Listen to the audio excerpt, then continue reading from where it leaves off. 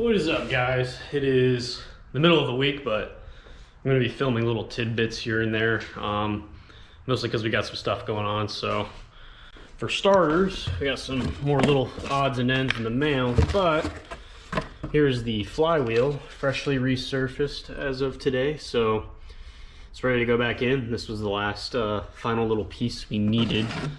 Everything else is ordered and shipped already, so we are ready to go. Also, I want to show you guys these little fittings also came in as well. If you remember from earlier, this is the BSPT adapter plug for the most Japanese engines, where it goes where the oil pressure sensor does, yada yada. I already explained all that. Anyways, the two fittings came in. This one is just a little block off port, so if I ever need something else to, plug in there, I can use that. This is a -4 fitting, and on the bottom it's 1/8, or I'm sorry, yeah, 1/8 NPT, which is what this is. My bad, this is not -4. This is 1/8 NPT plug. This is 1/8 NPT male to -4 AN male. Both sides are male, so if you need those fittings, you can look them up. Like, a lot of people sell them, like Vibrant, Chase Bays. What is up, guys? It has been probably 2-ish days since that last clip that you saw us. Back in the garage. It is a Friday evening, so you know what that means. It's time to get cracking. Got some stuff in the mail here, and it's looking pretty good. We also got the oil pan back from Fab. It's got the drain bung welded in now, so we're good there. I was debating on whether or not to get a baffling system, but honestly, we have so much left still to buy and to fabricate, so I'm not really too eager to spend the money on something like that right now, maybe down the line. But just to get started, first thing we got, this is a PRL downpipe for Sidewinder manifolds. Should work with our setup. Okay, so I got it all unwrapped finally. It was pretty wrapped tightly, pretty annoying actually. Anyways, so this is the turbo flange. We're not gonna be using this. We're using V-band for the outlet. So this is the only thing, one of two things we gotta change with this whole downpipe system. We're gonna have to cut this flange off and change it to V-band. We're also probably gonna have to add an O2 sensor bung somewhere in here, because there's only one on the entire assembly. I have 3, I'm pretty sure, upstream, downstream O2 sensors, and then I also have an AFR gauge. So that makes a total of 3. There's one there. I think there's one down there at that end of the exhaust. So that means I have to add one more. Not sure where I'm gonna put it yet. I'm not too worried about that yet. I will worry about all that stuff when we finish getting the exhaust manifold fabricated and stuff, because we still have to change this flange over to Tiles V-band. And we still have to get the turbo in too. So update on the turbo. It should be here in a little bit less than 2 weeks. Still waiting on the turbo. Anyways, for the other stuff we got, this is the rest of the items we need for the transmission, because we will be dropping this tomorrow, which will be the next video. So keep an eye out for that. Anyway, so we got the flywheel bolts, got new ones. This is the missing exhaust manifold bolt that for some reason there was the head was missing the exhaust manifold bolt. So I don't know if it vibrated out or something, but it was gone. So I had to buy one of those. OEM intake or exhaust manifold gasket, of course, the best. Throwout bearing, the little rubber boot for, this is the shift fork, by the way, which is right here. Mine's all grody and disgusting and doesn't keep water out or anything like that. So that'll clean it up a lot. We got a new rod, because why not? We're gonna be in there, might as well replace it. This is a new spring for this rod. It kind of slides in here like that. We'll show you more of that when we actually do all the work. And then this is the pilot bearing. So we have all that stuff. We also have a fresh set of detent springs, and of course the flywheel's in that box as well, and the clutch is right here. So ready to go tomorrow. Shouldn't be too bad. I'm gonna hop under the car and start scraping up the RTV off the oil pan. All right, well, the mailman has arrived, and by mailman I mean Dean. Anyway, so we got these 2 new dowels. We bent the absolute crap out of the old ones, and the 2 oil pan bolts that we destroyed. need to do that. So, yep, that means we're going to be good to go ahead and reinstall this oil pan tonight. So, should be fun. Always. And I'm sure we'll probably do some other stuff as well. I had to pull off the serpentine belt to be able to get some of the gasket, the RTV off the bottom of the motor. So, all right. Anyway, sorry, GoPro battery died. Discovered my idler pulley makes noise, so that's cool. I'm probably gonna leave it because I don't care. So, but yeah, You ready? I'm ready. Are you ready? Yeah. Let's put the oil pan on. Well, first we need to probably double check the. Oh yeah, we need to sand down the rest Yeah, of the RTV. we could probably sand it. I kind of want to be careful doing that though. I don't want to get like sand up in the girdle and the crank and It's stuff. high quality stuff. You're not gonna get sand in the girdle. Okay.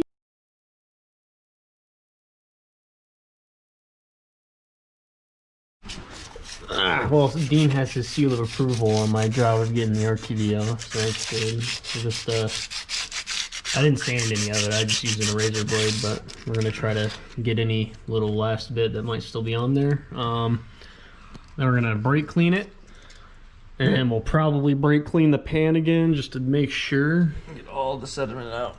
Yeah, and then we will apply our new unbent dowels and Honda Bond and stick that bucket right back on the motor. So yeah, Let's do it. back to the time lapse.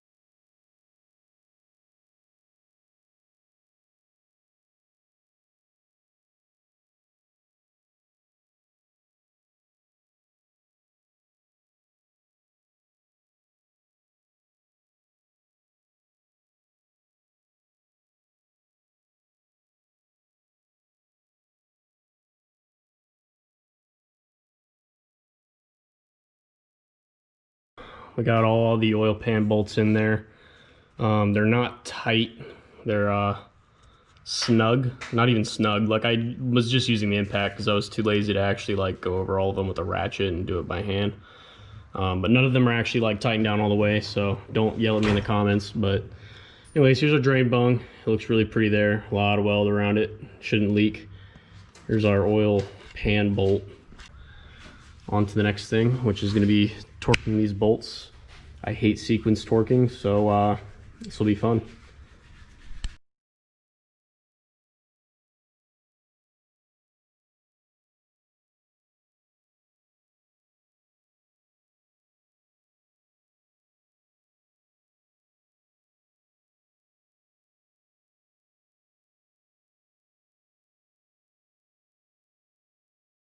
Alright, so now that the bung's in, might as well assemble this little drain line we have here. So this is the side that connects to the oil pan.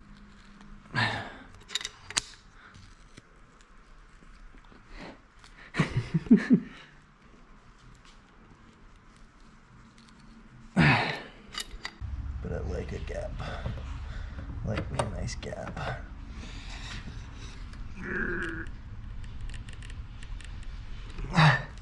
Oh yeah, it's right there, dude. It's on there, and this sucker will more than likely not leak. I don't think these can leak, like physically possible for these to leak, but there's something wrong, dude. Really wrong with that. that'll probably be fine. Yeah, Yeah, it'll be okay. It's gonna have to like adjust to the. Yeah, It's like just barely long enough though. And this is 20 inches. So Vibrant sells the ones for the ram horn, and then this is their Sidewinder T3 kit. So it's supposed to, it's made for this, but It'll work. all right, Dean, why don't you tell them what we're doing? So right now we're swapping the injector pigtail connectors out because we're putting new injectors in, new pigtails are needed. The stock, well, I don't even think these are stock, but these pigtails do not match up. They're not stock, they go to Bosch 550s. Yeah, they don't match up, so we gotta swap them out.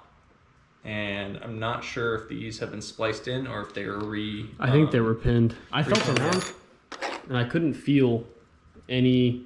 Actually, this might be one right here. Yeah, I'm gonna I think that's one. I'm gonna strip them back and see. Yeah.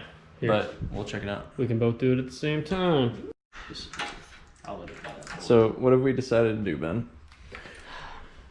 I don't know. I don't know what we're gonna do. We started cutting into the wiring harness, and it ended up being a lot worse than we thought. That fell apart. Yeah, That's cool. there are just random splices in it, and then We only found one splice though. There's one to be random fair. splice, and then the pigtail connectors are just falling out. So we're stripping it all the way back, even though we've wrapped some of it already. It won't take us long to rewrap it, but we're stripping it all the way back, and we're gonna try and put some nicer connectors on it and try to do a little bit better and cleaner job of the previous person that did this. But we'll update you guys in a couple minutes. There's kind of some wires everywhere. Splice. Yeah, look, we found another one. Oh no. It's way back. Oh. All right, we're gonna keep working on it. We'll get back with you in a minute. So we stripped back the harness as much as we really want to for now. We're gonna try and probably cut some of these connectors off. Trust me, you'll look better on the camera. We're gonna try and cut some of these connectors off and splice in the new ones. The only one that's been cut and or crimped and spliced is just one of these. It's weird. It's like different length wire to it.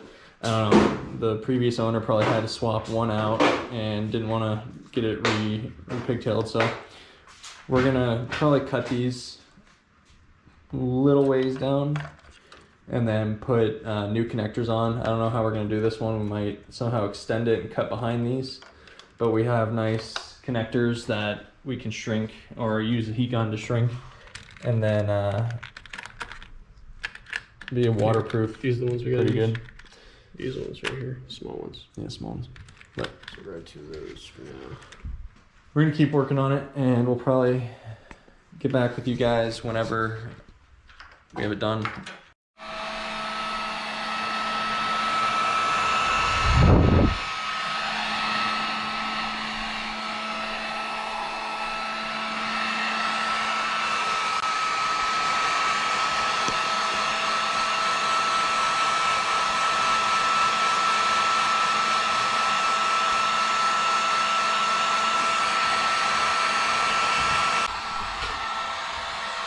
This is definitely not how I wanted to do this. I'd prefer to repin them, but I'm out of patience. Honestly, we were talking about earlier, if worse comes to worse, dude, I'll buy a new wiring harness. They're not that expensive. And this one's already messed up somewhere else. Like my reverse lights don't work, they never have. And it's something to do with the wiring harness because I replaced the switch, I repinned and got a new connector, still don't work. So I also replaced the bulbs too, just in case. But anyways, so like this wiring harness is already kind of screwed, and it's probably for people doing janky stuff like you see here. So I mean, it is jank factory, I understand that, but at the same time, I like to do things right. Just, you know, certain things we can do janky. I don't know if that makes sense, but this sucks because now I'm going to be worried about it, but it'll be all right. Yeah. Anyways, we'll catch up with you guys when we actually finish all of them, see how they look. All right, well, we finished up. Unfortunately, we had to continue on with the previous owner's jankiness. Crimped here. This is the only one that was crimped. I guess they repinned the other ones. I don't know what that's about, but like we said, so this one's been crimped twice. I don't think it'll cause any issues, but yeah, we're gonna go ahead and rewrap this now, and then call it quits there probably. But yeah.